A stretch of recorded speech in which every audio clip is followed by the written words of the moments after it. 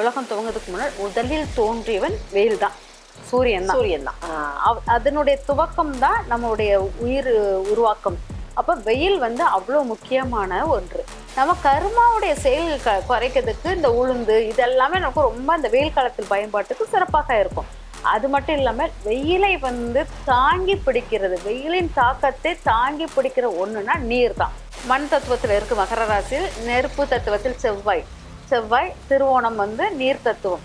இது ரெண்டும் ஒன்று சாந்தப்படுத்தக்கூடியதாக இருக்கும். நெருப்பும் நீரையும் யார் ஒன்று சேர்க்கிறாங்களோ அந்த இடத்தில் நல்லா பார்த்தீங்கன்னா இங்கே மட்டும் நெருப்பு நீர் சேராது.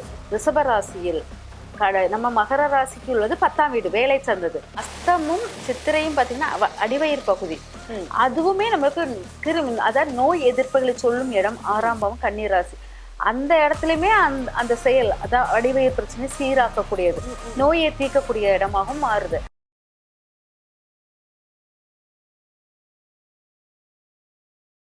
ஆன்மீக உலா நேயர்களுக்கு அன்பான வணக்கங்கள். வெயிலோட தாக்கம் அதிகமாகும் போதுதான் நிழலோடைய அருமையும் நமக்கு தெரியும், தண்ணீருடைய அருமையும் தெரியும்.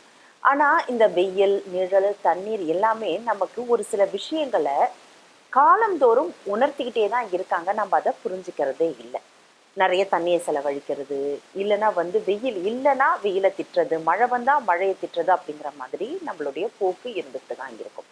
ஆனா இது எந்த அளவுக்கு நமக்கு ஒரு சில உண்மைகளை நம்மளுடைய வாழ்க்கையில உணர்த்துது, இது இல்லைன்னா நம்மளுடைய வாழ்க்கையே இல்லைங்கிற அளவுக்கு எந்த அளவுக்கு முக்கியத்துவம் வாய்ந்ததுங்கிறதையும் நம்ம இந்த நிகழ்ச்சியில தெரிஞ்சுக்கிறோம்.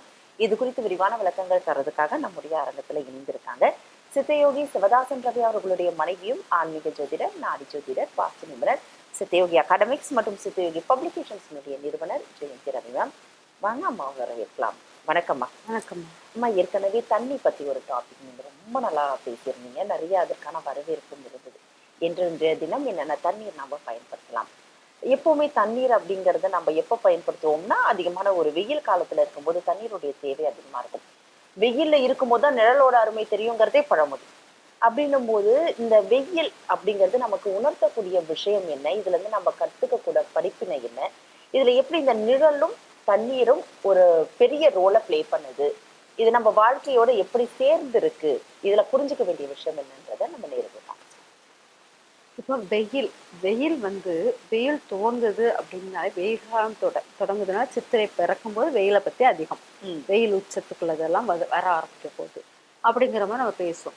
இப்போ இந்த வெயிலுங்கிறது நம்மளுடைய உலகம் துவங்குறதுக்கு முன்னாடி முதலில் தோன்றியவன் வெயில் தான், சூரியன் தான்.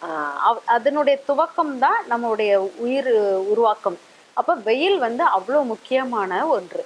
நிறைய பொருட்கள் வெயிலில் கிடைக்கக்கூடிய பொருட்கள் நமக்கு மழைக்காலத்தில் கிடைக்காது. அது மாம்பழமாக இருக்கட்டும், பலாப்பழமாக இருக்கட்டும், பூக்கள் மல்லிகைப்பூவாக இருக்கட்டும், இந்த மாதிரி இந்த ராகி கஞ்சி குடிக்கிறது, உளுந்து பயிர்விக்குதல், இது எல்லாமே இந்த வெயில் காலத்தில். அப்போ வெயில் ரொம்ப பவர்ஃபுல்லான இந்த உளுந்தெல்லாம் நம்மளுக்கு சனிக்காரகத்துவம். அப்போ இந்த வெயிலுக்கு தாக்கம் இந்த சனிக்காரகத்துவத்தை நம்ம ஆக்டிவேட் பண்றோம். நம்ம கர்மாவுடைய செயல் குறைக்கிறதுக்கு இந்த உளுந்து இதெல்லாமே நமக்கு ரொம்ப இந்த வெயில் காலத்தில் பயன்பாட்டுக்கு சிறப்பாக இருக்கும். அது மட்டும் இல்லாமல் வெயிலை தாங்கி பிடிக்கிறது, வெயிலின் தாக்கத்தை தாங்கி பிடிக்கிற ஒண்ணுனா நீர் தான். நம்மளுக்கு வெயில் காலத்தில் நீரின் அருமை தெரியும். ஐயோ, நம்ம மழை காலத்தை பார்த்தீங்கன்னா மழை காலத்தை பார்க்கும்போது அந்த குளிர் அதெல்லாம் பார்க்கும்போது கொஞ்சம் வெயில் எட்டி பார்க்காதா, கொஞ்சம் அந்த சூரியனை பார்க்க மாட்டோமா, ஐயோ எப்போ அந்த வெளிச்சம் வரும் அப்படிங்கிற மாதிரி நம்ம கேட்குற மாதிரி இந்த வெயில் காலத்தில் எப்போ நான் நீரை பார்க்க மாட்டேன், நல்லா நீரில் முங்கி எந்திக்க மாட்டேனா அப்படிங்கிற தன்மை. அப்போ இது என்ன நல்லா தெரிஞ்சுக்கோங்க. அதாவது வெயிலை குறிப்பது நம்ம சிவன் அப்படிங்கிற மாதிரி சிவ அம்சம். நல்லா பார்த்தீங்கன்னா நீரின் தன்மையை குடிப்பது நம்ம சக்தி அம்சம். இந்த சிவசக்தி, சிவன் நல்லா இதாக இருக்கும்போது அவர் தேடுவது சக்தி தாயாரை. எங்க எங்க எங்க என்னுடைய நீர் எங்க அப்படி அப்போங்கும்போது அந்த வெயிலில் நீரின் தாக்கம் அதிகமாக இருக்கணும். யார் வீட்டில் வெயில் காலத்தில் நீரை சேமித்து வைக்கிறீர்களோ அவங்களுக்கு சிவசக்தி அம்சமாக இருக்குது. யார் வீட்டில் மற்ற பிராணிகளுக்கு நீரை சேர்த்து கொடுக்குறீங்களோ அப்போ சிவன் குளிர்ச்சி அடைவார். அந்த நீர் சக்தி அந்த சக்தியை எல்லா ஜீவராசிகளுக்கு கொடுக்கும்போது சிவசக்தி சங்கமம் கணவன் மனை ஒற்றுமைக்குள்ளது இங்க ஆக்டிவேட் ஆகும் அப்படிங்கிறது. எப்படி நம்ம வந்து மழை காலத்தில் நம்ம சூரியனை கொண்டான்னு தேடினாலும் நம்ம இயற்கையான சூரியனை நம்மளால பார்க்கவே முடியாது. அது அது வந்தாதான், அது காலகட்டம் வரும்போது தான் வரும். நான் சூரியன் நான் வெளிச்சமா காமிக்கிறேன் அப்படி தேட கொடுக்க முடியாது. ஆனா வெயில் காலத்தில் உங்களால் நீரை எடுத்துக்கொண்டு உங்களால் வைத்திருக்க முடியும், அந்த நீரை பாதுகாக்க முடியும். இதை வந்து சூரியனை அப்படிலாம் பாதுகாக்கவோ அப்படிலாம் பண்ண முடியாது. அப்போங்கும்போது வெயில் காலத்துக்கு நீரின் தன்மை அதிகமாக இருக்கும். நல்ல நெருப்புத்தன்மை உள்ளவங்க நீரின் கிட்ட இருக்கும்போது, அதாவது நல்ல அவிட்ட நட்சத்திரம், திருவோண நட்சத்திரம், இந்த ரெண்டு நட்சத்திரம் பார்த்தீங்கன்னா நெருப்பு நீராக இருக்கும். அட்ராக்ஷன் ஓவரா இருக்கும். நல்லா அவிட்டமும் திருவோணமும் அது ஏன்னா இங்க உச்சம், செவ்வாய் உச்சம். மண் தத்துவம், மண் தத்துவத்துல இருக்கு மகர ராசியில். நெருப்பு தத்துவத்தில் செவ்வாய் திருவோணம் வந்து நீர் தத்துவம். இது ரெண்டும் ஒன்று சாந்தப்படுத்தக்கூடியதாக இருக்கும். அப்படிங்கும்போது இந்த இடத்த வந்து நம்ம வந்து ரொம்ப இந்த நெருப்பும் நீரையும் யார் ஒன்று சேர்க்கிறாங்களோ அந்த இடத்தில் நல்லா பார்த்தீங்கன்னா இங்க மட்டும் நெருப்பு நீர் சேராது. ரிஷபராசியில் நம்ம மகர ராசிக்கு உள்ளது 10ஆம் வீடு, வேலை சார்ந்தது. ரிஷப ராசியில் பார்த்தீங்கன்னா நம்மளுடைய நெருப்பும் நீரும் மகர ராசியும் மிருகசீரிடமும் ரோகிணியும் ரோகிணியும் சேர்ந்து இருக்கும். இது 2ஆம் வீட்டுக்குள்ளது. ஓகே, அது 10ஆம் வீடு, வருமானத்துக்குள்ளது, குடும்பஸ்தானம் இதெல்லாம்.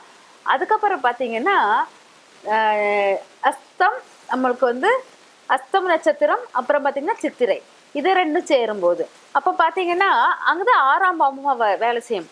அதனால அதை வந்து ஆக்டிவேட் பண்றதை விட இந்த 2 தத்துவத்தையும் ஆக்டிவேட் பண்ணுவோம்.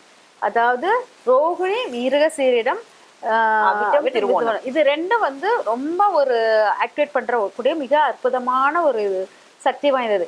இது பாத்தீங்கன்னா இந்த 2 சக்திக்குள்ளது நீரும் நெருப்பும் நம்ம சேரும் போது அங்க வந்து வயிற்று கோளாறுகள் இந்த ப்ராப்ளம் எல்லாம் நீங்கும். இப்போ இதை யாரெல்லாம் செய்யலாமா? இப்போ அவிட்டம் திருவோணம் ஒரு அட்ராக்ஷன் இருக்கு அப்படிங்கறத சொல்லிட்டீங்க. இப்போ இந்த நட்சத்திரக்காரர்கள் மட்டும்தான் செய்யணுமா, இல்ல யாருக்கெல்லாம் இந்த வயிறு பாதிப்பு இருக்கோ அவங்க எல்லாமே செய்யலாமா? எல்லாருமே இதை செய்யலாம், எல்லாரும் செய்யலாம். ஏன்னா இவங்களுக்கு அடிவயிறு பிரச்சனை உருவாகும். இதெல்லாம் இருக்கிறவங்க நெருப்பில் நீர், அதாவது நல்ல சூரிய வெளிச்சத்தில் ஒரு நீரை வச்சு எடுக்கணும். இப்போ நிறைய பேர் சொல்றாங்க என்னது சன் வந்து இன்ஃபில்டர்டு, அது எனர்ஜி வந்து நாங்க தண்ணியில எடுத்து வச்சு அதை ப்ளூ கலர் டம்ளர், அது வரும் ப்ளூ கலர்ல வந்து ஒரு ஜாரோ இல்ல ஒரு டம்ளரோ கிளாஸ்ல அதை வந்து எனர்ஜைஸ் பண்ணி நாங்க அந்த எனர்ஜி சன் எனர்ஜியை ஃபுல்லா அதுல இறக்கி அதை குடிக்கிறோம் அப்படிங்கிற மாதிரி நிறைய பதிவுகள் நம்ம பார்க்கிறோம். அதுதான் இதுதான் இந்த செயல்பாடு தான் அங்க ஆக்சுவலா பாத்தீங்கன்னா அஸ்தமும் சித்திரையும் பாத்தீங்கன்னா அடிவயிறு பகுதி, அதுவுமே நம்மளுக்கு கிருமி, அதாவது நோய் எதிர்ப்புகளை சொல்லும் இடம் 6ஆம் பாவம் கன்னி ராசி. அந்த இடத்துலயுமே அந்த செயல், அதான் அடிவயிறு பிரச்சனை சீராக்கக்கூடியது, நோயை தீர்க்கக்கூடிய இடமாகவும் மாறுது. அப்ப வேலை சார்ந்தது, வருமானம் சார்ந்தது, நோய்களை தீர்க்கக்கூடியதாகவும் நம்மளுக்கு இருக்குது. இந்த இடத்துல வந்து இந்த சூரியன், அதாவது நல்ல வெயில் காலத்தில் நீரை வைத்து ஆக்டிவேட் பண்ணுவது மிக சிறந்த பலனை கொடுக்கும். சூப்பர்மா. வெயில் காலத்துல அந்த நீரை வந்து நம்ம நல்ல வெயில பற்ற வச்சு எடுத்து அந்த வெயில் அஸ்தமனமாகக்குள்ள நம்ம போய் எடுத்துட்டு வந்து அதை வந்து நம்ம ஆக்டிவேட் பண்ணா நம்ம மூஞ்சி கழுவுறதா, யாருக்கு குடிக்கிறது, அதெல்லாம் ஒரு கணவன் மனைவி ஈர்ப்புக்கு அது ரொம்ப பவர்ஃபுல்லா இருக்கும். வருமானம் பெருகும், வயிற்று கோளாறுகள் நீங்கும் அப்படிங்கிறது. வேலை இல்லாதவங்க கூட வேலை வாய்ப்புகள் கிடைக்கும். ஏன்னா நம்ம அந்த சன்னோட பவர் ஆக்டிவேட் பண்றோம். ஏன்னா சன்னை வைத்து கண்டிப்பாக அவ வந்து சூரியன் கிட்ட ஐக்கியமாயிருவா. நீர் ஏன்னா சிவனுடன் ஐக்கியமாகும் பார்வதி. ஆனால் பார்வதி நீரா இருக்கும்போது சிவன் அவன் இஷ்டம், நான் வந்தாதான் வருவேன், காலையில உதயமாகிறது நைட்டு, அந்த இது தலையிலே வச்சிருக்கிறாரு கங்காவை. அந்த இதுதான் அங்க இருக்கும். ஆனால் வெயில் காலத்தில் இது வந்து பயங்கரமா வேலை செய்யும்.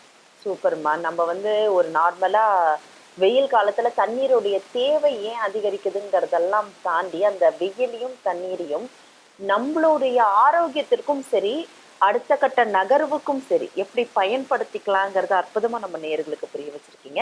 நேயர்கள் சார்பாக நன்றி கல்கலாம்.